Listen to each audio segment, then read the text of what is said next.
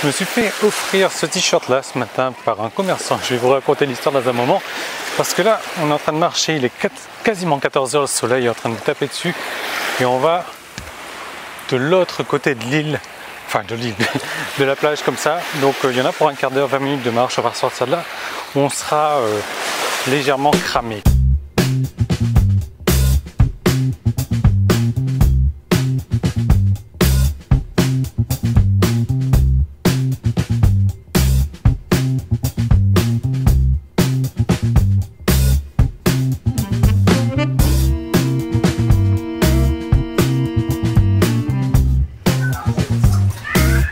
Du coup, on s'est installé au resto, là j'ai le ventilateur qui me souffle en plein dessus, donc je cache un petit peu le micro.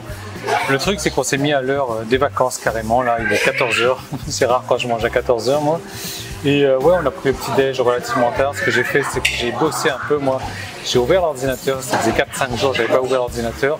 J'ai traité pas mal de choses qu'il y avait à traiter, ça m'a pris toute la matinée du coup. Et là, voilà, là c'est l'heure du repas, il y a un truc dont je voudrais vous parler en marketing et ensuite je reviens sur cette histoire de t-shirt. Alors vous savez en marketing, quand on démarre un business comme ça, il est rare, extrêmement rare de tomber, voire quasiment impossible de nos jours, de tomber sur une niche, de tomber sur un marché où il n'y a pas déjà des concurrents installés. Et quand je parle de concurrents installés, ce sont des personnes qui ont déjà une renommée dans ce domaine d'activité. Alors ce qui se passe en règle générale, ce qu'on va faire et ce qui est logique de faire, c'est de vouloir s'inspirer de ceux qui ont déjà réussi, de ceux qui sont déjà installés. Le seul problème quand on fait ça, et ça marche surtout pas, ça marche pas du tout en fait. Le truc c'est que, et ça j'ai souvent répété, c'est que quand vous lancez un business, alors je sais pas si vous voulez être boucher, le truc c'est que vous ne voulez pas être un autre boucher parmi toute la liste des bouchers qui existent déjà. Si vous lancez un business dans la nutrition, vous ne voulez pas être un autre nutritionniste parmi la liste de nutritionnistes déjà existants. Alors il parle fort, moi aussi du coup je vais parler fort, comme ça on va m'entendre un peu mieux. Le truc, parce que je suis en train de parler tranquille, ils sont posés à côté de moi, du coup bon, c'est un peu les touristes. Le truc c'est ça, c'est que moi ce que je recommande de faire en règle générale, et vous savez comme 99% des gens ont tort, c'est de regarder ce que font 99% des gens et aller dans la direction opposée. Alors pas forcément aller dans la direction opposée, mais regarder un petit peu là où sont leurs faiblesses et aller et faire un truc là où ils ont leurs faiblesses. Je suis en train de lire un truc en ce moment toujours sur Elon Musk, le patron de Tesla, donc Tesla, les voitures électriques. Lui, il a regardé un petit peu ce que faisaient les personnes qui faisaient des voitures électriques. Et il a fait, pas l'opposé, pas des voitures qui marchent au gaz, mais il a regardé là où il y avait des lacunes. Là où il y avait des lacunes, c'est que il y a une faible autonomie.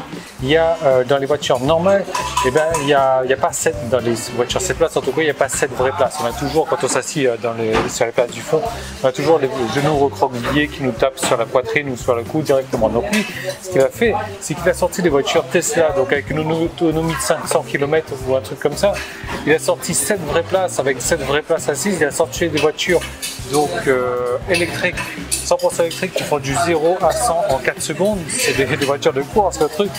Donc voilà, et du coup sa société cartonne. Donc ce que je vous recommande de faire également quand vous sortez un business comme ça, c'est de regarder là où il y a les lacunes des gros. Moi c'est un peu ce que j'ai fait également. Moi il y a des gens, aujourd'hui je suis même plus, je regarde même pas ce qui se fait sur le marché français. Mais si vous voulez, ce qui se passe c'est que je sais qu'il y avait une grosse lacune dans la relationnel client. Donc moi j'ai décidé de baser mon système là-dessus. Aujourd'hui, je suis dans le marketing internet et je réponds systématiquement à tous les emails que je reçois en moins de 24 heures. Donc c'est un peu mon point fort, d'avoir une vraie relation avec mes prospects, mes clients, etc. Et de leur faire sortir qu'ils sont importants et non pas qu'ils sont comme des animaux qui viennent dans une boucherie comme ça. Donc non, de donner de la valeur à chaque client. Donc voilà, l'idée c'est quand vous faites ça, quand vous sortez votre business, de regarder ce que fait 99% des gens, d'aller à l'opposé de ça, de regarder ce que font les plus grands et voir où sont leurs lacunes pour pouvoir vous-même combler ces lacunes-là. Alors j'ai prévu une deuxième vidéo que vous allez pouvoir retrouver ici, quelque part par là, donc sur YouTube, il suffit de cliquer sur le petit là-bas ou dans la description, ou alors sur Facebook, vous pouvez cliquer dans ce lien-là où je vous explique tout, comment faire pour lancer votre business en démarrant de zéro. Il y a la bourse qui commence à arriver. Donc en démarrant de zéro et pour vous faire reconnaître assez rapidement en une semaine comme ça, vous allez déjà faire parler de vous. Vous allez devenir un expert reconnu. Donc cliquez sur le lien là-dessus, là-bas, en tout cas où vous trouvez un lien. Je vous retrouve tout de suite sur cette vidéo-là et on se retrouve juste après donc pour vous parler de cette histoire du t-shirt là.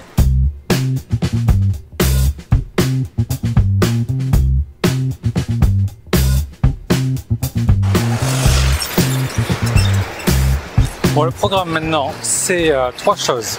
La boutique, parce que j'ai besoin d'acheter de la crème, je me suis fait bouffer ici par un insecte hier, du coup c'est tout rouge. Or les vidéos donc où je faisais la promotion donc de nouvelles formations. J'ai besoin d'aller à la boutique encore une fois pour payer ma facture internet. Et troisième chose, ça va être la sieste sur la plage. Je sais pas, j'ai trop bouffé là, du coup je sens que ça va pioncer grave cet après-midi. Et après on va aller faire un petit peu de kayak. Alors nous, l'histoire de ce t-shirt là c'est marrant parce que vous savez quand vous vivez dans un pays étranger avec une langue étrangère comme ça, les commerçants essayent toujours de vous arnaquer, donc de vous demander un prix maximum. Alors pour un peu que moi je parle un peu thaï quand même, donc j'arrive tout de suite direct, je parle thaï avec lui, donc j'arrive à négocier les tarifs. Maintenant ce qui s'est passé c'est que j'ai l'habitude avec ces gens là, ils voient 36 000 étrangers par jour, je lui dis hey, tu te souviens de moi, tu te souviens de moi?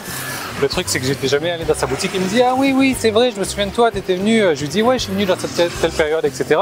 Enfin bref, donc du coup j'ai pu négocier encore les tarifs, donc du coup ce qui s'est passé c'est que j'ai négocié pas mal de tarifs, les gens avec qui on est, donc ils sont 7 et ils ont dévalisé le magasin, ils ont acheté plein de choses, donc parce que le prix c'était pas un prix de touriste mais c'était un prix relativement intéressant, donc ils ont acheté plein de choses et le mec était tellement content au final qu'il m'a pris à part, il m'a dit oh super, merci beaucoup my friend, mon ami, donc merci mon ami, c'est vraiment sympa etc. et il m'a donné le t-shirt, voilà, donc ça c'est pour la petite anecdote. Laissez-moi un joli pouce bleu, yes. Ma femme elle va au magasin là, c'est climatisé. Laissez-moi un joli pouce bleu, partagez la vidéo un maximum, commentez la vidéo. Moi je vous retrouve dès demain dans une nouvelle vidéo. En attendant, regardez la deuxième vidéo qui est juste ici sur YouTube, le lien dans la description ou sur Facebook et on se retrouve dès demain. Salut!